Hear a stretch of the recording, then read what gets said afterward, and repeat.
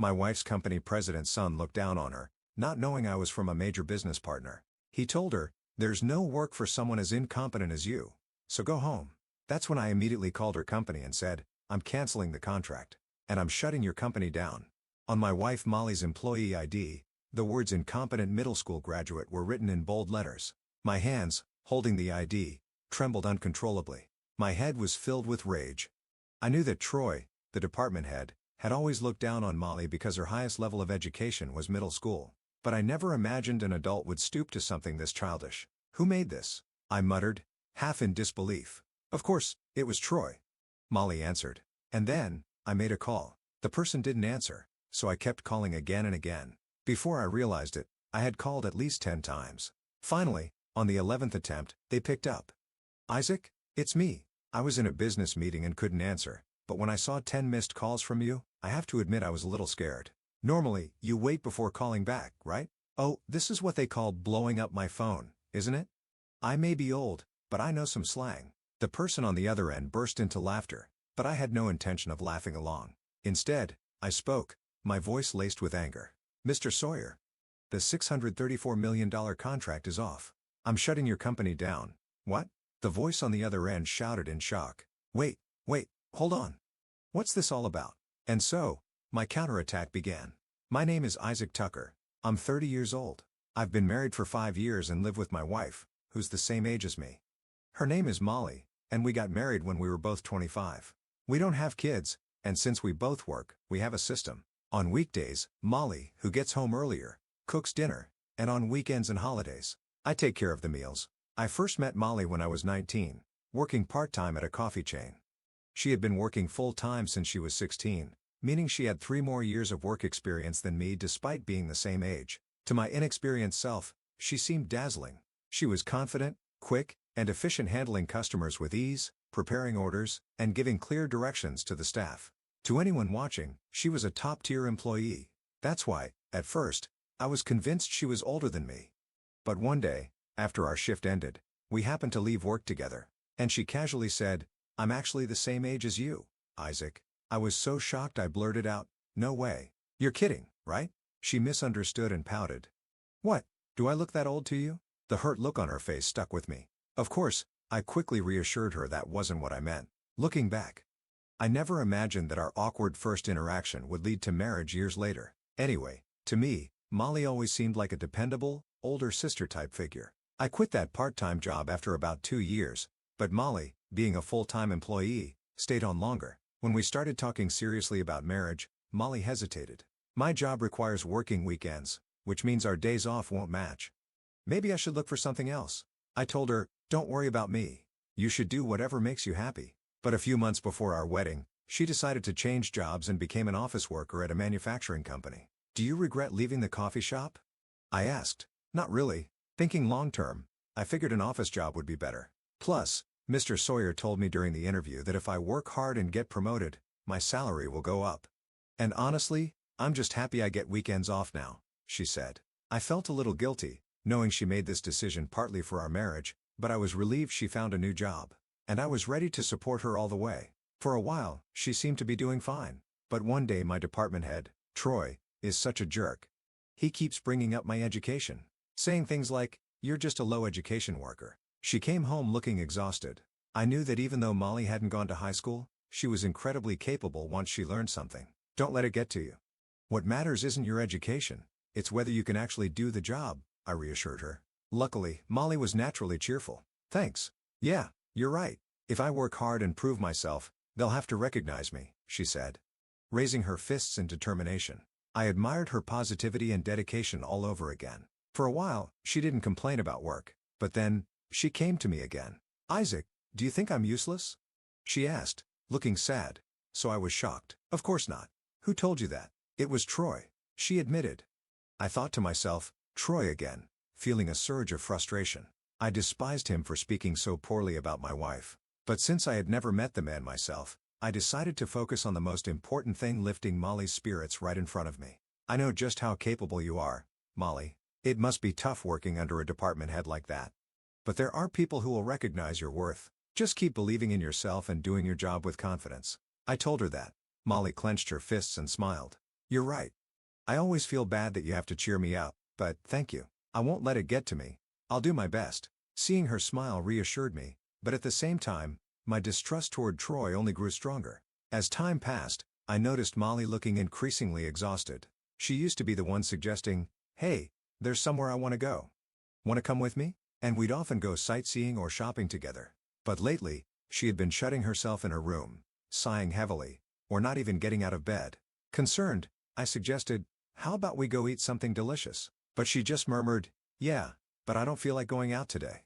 Eventually, spending weekends alone became my new routine. I told myself that everyone has times like this, that we didn't have to go out all the time. But seeing how her smiles had dwindled, I couldn't help but worry.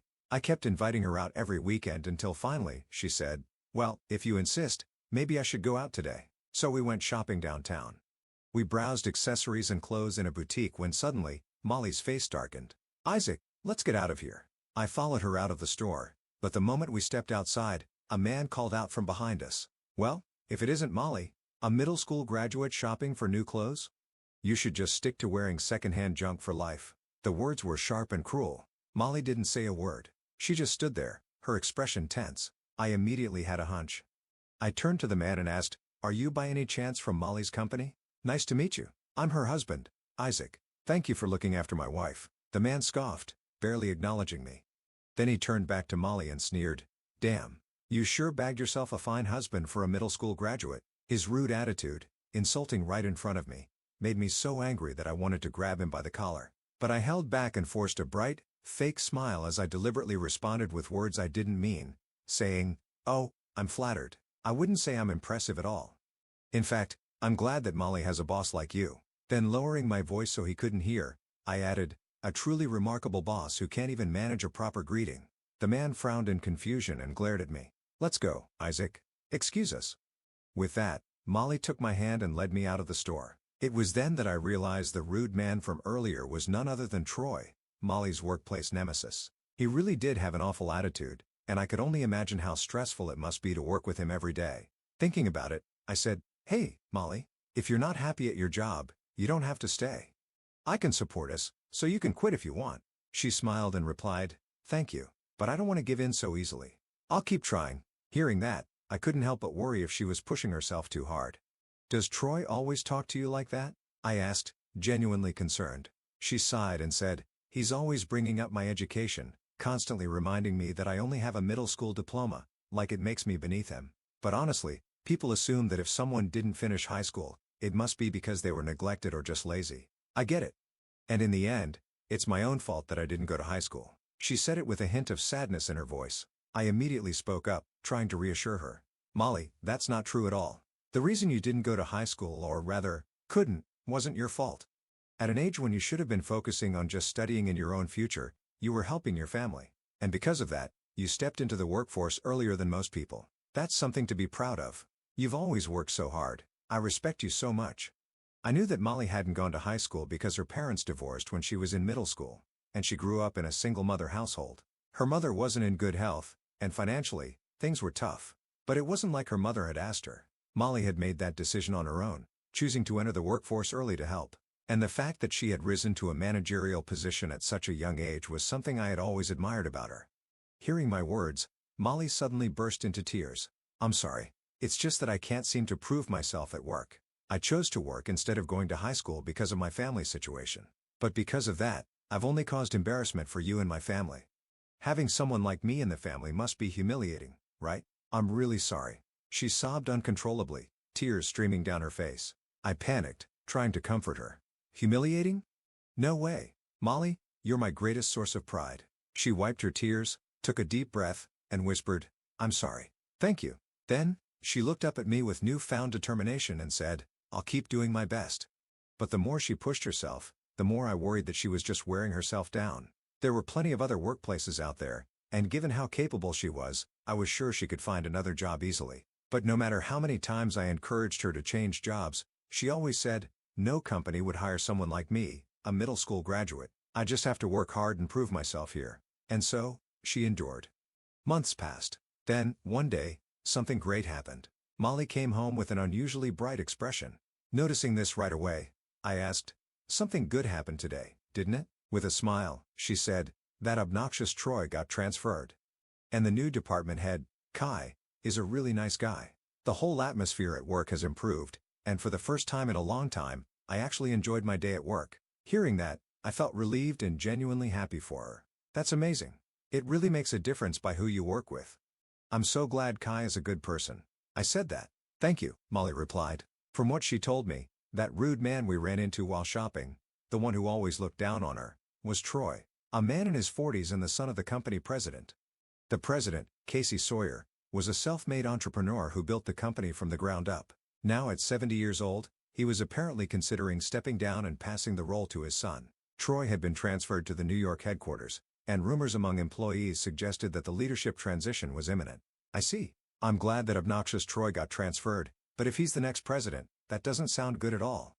When I commented, Molly quickly agreed. "Right? If Troy becomes president, it's going to be a nightmare. He's obsessed with academic credentials, so he'll always look down on me. I might as well give up on promotions and raises." When I was hired, Mr. Sawyer told me he values ability over education, which is why I joined in the first place. "That's a problem. We need to find a way to keep him from taking over." I muttered without thinking, but Molly, instead of dwelling on it, brightened up. "Well, honestly, because of Troy, I was never given proper work anyway. Now that he's gone, I can finally take on real tasks and prove myself. Kai already recognizes my abilities, so I just need to keep pushing forward." Seeing her so determined reassured me, and I wanted to support her. Then, 6 months later, Molly came home with big news. "Isaac, guess what? I got a promotion." Both Kai and Mr. Sawyer recognized my work, and starting next month, I'll be promoted to section chief. Seeing my wife so excited, I felt genuinely happy for her. But that happiness didn't last long. She continued, and what she said next shocked me. "And, I'll be transferring to the headquarters next month." What? It was supposed to be good news, but my immediate reaction was confusion. Molly had a mixed expression, happy, yet troubled. She had been working at a branch office outside the main city, but now she'd be moving to the company's prestigious headquarters in New York, surrounded by skyscrapers. It was definitely a step up. "But that means, you'll be working where Troy is, right?" I voiced my biggest concern. Molly gave me a small nod. "Well, but it's the headquarters. There are tons of employees. You probably won't have to deal with him much, right?" I said, almost trying to convince myself. But she shook her head. "Troy is a department head there. And I'll be a section chief in his department. So, I'll be working directly under him." She sounded disappointed as she said it. "No way. Isn't there any way around this?" "I really don't think you should have to work with him again," I said, panicking. I had seen how miserable she was because of Troy before, and I couldn't stand the thought of her going through that again. "I know, but now that both Kai and Mr. Sawyer have recognized my abilities, I doubt Troy will be able to treat me like before," she said, her eyes filled with determination. She was right. That was how things should be, and she had grown both in her skills and her confidence. "Yeah. You should show Troy just how capable you are. He won't have anything to say after that," I said, genuinely believing in her. But I never could have imagined what would happen just 2 weeks later, on the morning of Molly's first day at headquarters.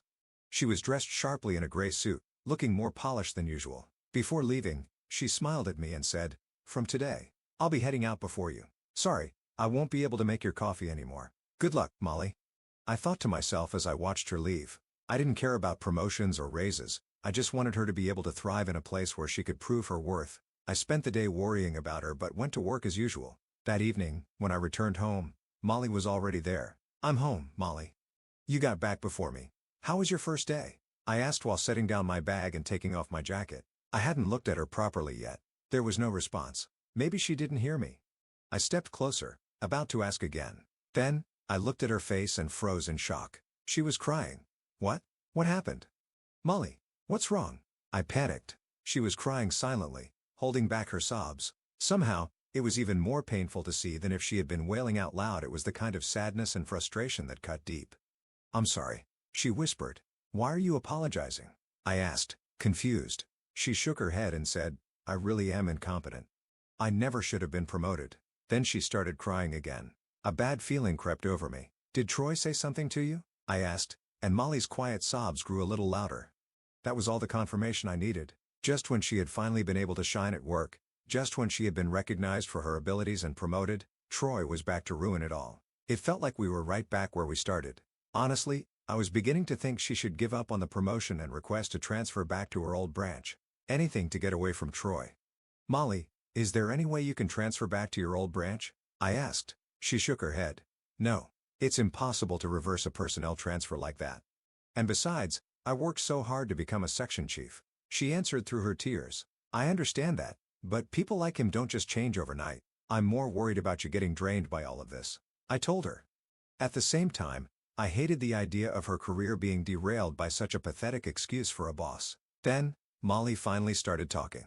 Actually, today, I was sent home an hour after I arrived. Troy told me, there's no work for an incompetent person like you, so just go home. Some of the other employees tried to stop him, but he stood there watching me the whole time until I left. Why does he hate me this much? And the worst part is this. She reached into her bag, grabbed a strap that was sticking out, and pulled something up. It looked like an employee ID badge. Normally, an ID like that would have a photo, name, department, and job title. But something caught my eye. There was a large bold word printed across it. Caution. What the hell is this? I leaned in and took a closer look. Below Molly's name, written in bold, unmistakable letters, were the words, "Incompetent middle school graduate." My hands trembled as I held the badge. My head filled with rage. I couldn't believe that a workplace full of adults professionals could stoop to something this childish and disgusting. Who made this? Before I could even finish asking, Molly said, "Of course it was Troy." Of course it was. There was no one else in that office petty and cruel enough to pull something like this. Molly had earned her promotion fair and square. But Troy didn't even care to acknowledge her skills. He was still hung up on her education. Still using it to humiliate her. This wasn't just bullying. It was beyond pathetic. This is blatant workplace harassment. There's no way he's getting away with this, I said, and Molly nodded weakly. Yeah. But since he's Mr. Sawyer's son, no one dares to stand up to him. I understand the logic behind it. Society is like that. There are many unreasonable things that cannot be defied by blood or power. I bit my lip. Then a switch flipped in my head. If that's how it is, then I won't hold back. I don't care what you say, Molly. Troy crossed the line, and I'm going to make sure he pays for it. Molly looked at me, wide-eyed in surprise. The next moment, I pulled out my phone, scrolled through my contacts, and made a call. The phone rang and rang. No answer. I hung up and immediately called again. I kept calling over and over. By the time I realized it, I had already called 10 times.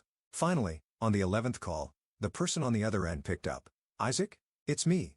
I was in the middle of a business meeting and couldn't answer, but when I saw 10 missed calls from you, I'll be honest, I was terrified. Normally, people wait a while before calling again. Ah, this is what they call blowing up my phone, isn't it? I may be old, but I still know some modern slang.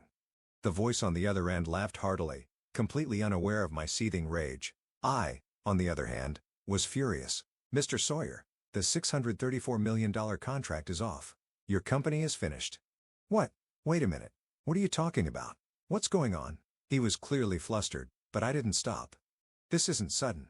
I've been holding back for a long time, but I've had enough. You allowed your son to insult and humiliate my wife. Sure, it was your son who did it, not you. But that doesn't mean you can wash your hands of this. The fact that you let someone like him run free makes you responsible. You made the mistake of pissing me off, so your company is going to take a $634 million hit. And let's be honest, it won't survive. This is the end for you. I let it all out, and I felt damn good about it. The person on the phone was none other than Mr. Sawyer, the president of the company where my wife, Molly, worked. And as for how I knew him, well, that was simple. I owned my own company, and not just any company, one of the largest business partners of Mr. Sawyer's firm. Recently, my company had started using parts manufactured by his company in our production line. It was a new business relationship, one that I had carefully orchestrated for this very moment. Ever since his disgrace of a son, Troy, started harassing my wife, I had been planning this exact scenario. My company started out small but worked hard to scale up. My company was small at the beginning, but I grew it steadily. And through direct negotiations with Mr. Sawyer, I intentionally made his company dependent on me by doing large-scale transactions. Mr. Sawyer also jumped on this large deal and became heavily dependent on the revenue from my company. And it seems that he also proceeded to invest in many new machines. Wait, your wife? Are you telling me, that woman with the same last name as you in my company, she's your wife? Mr. Sawyer yelled in shock. That's exactly right. I figured you might have noticed. But let me ask, if you had known, would you have stopped your son from humiliating her? Because I don't think this is about who she is at all. I think it's about basic human decency. And as expected, Mr. Sawyer had no idea what had happened today. Your son, Troy, gave my wife an ID badge that said incompetent middle school graduate on it. Then, within an hour of her first day at headquarters, he ordered her to go home, saying there was no work for someone as useless as her. That's a clear compliance violation. When I explained this, Mr. Sawyer said over the phone, "Oh my. No way. No way," and moaned repeatedly. "I deeply apologize. My son's behavior is completely unacceptable. Please, forgive me. Just please don't cancel the contract. We've already increased expenditures expecting the revenue from this deal. If you pull out now, my company will collapse." Mr. Sawyer was desperate. But frankly, I didn't give a damn. Troy had humiliated her, degraded her, and reduced her to tears. That was unforgivable. And letting it happen. Raising someone like that and planning to hand over a company to him made Mr. Sawyer just as guilty in my eyes. "I'll do anything. Anything. Just please don't destroy us. I beg you, Isaac. Please." Mr. Sawyer was pleading now, practically groveling. Then, Molly, who had been silent until then, interrupted, wondering if the caller had heard her voice. "Isaac, I want you to let that much go. Mr. Sawyer is not a bad person. It's Troy who is bad. God, my wife was too kind. I fell in love with her all over again in that moment. But I wasn't ready to let this go. I get it, Molly. But as a president myself, let me say this. A leader is responsible for everything their subordinates do. Maybe Mr. Sawyer is a good man, but that doesn't change the fact that this happened under his watch. That's just how it works." When I explained this to Molly, she fell silent as if thinking a bit. Then she said, "Isaac, thank you. If it weren't for Isaac's action, I would have been ruined by Troy's harassment. May I make a proposal to Mr. Sawyer?" she said in a strong tone.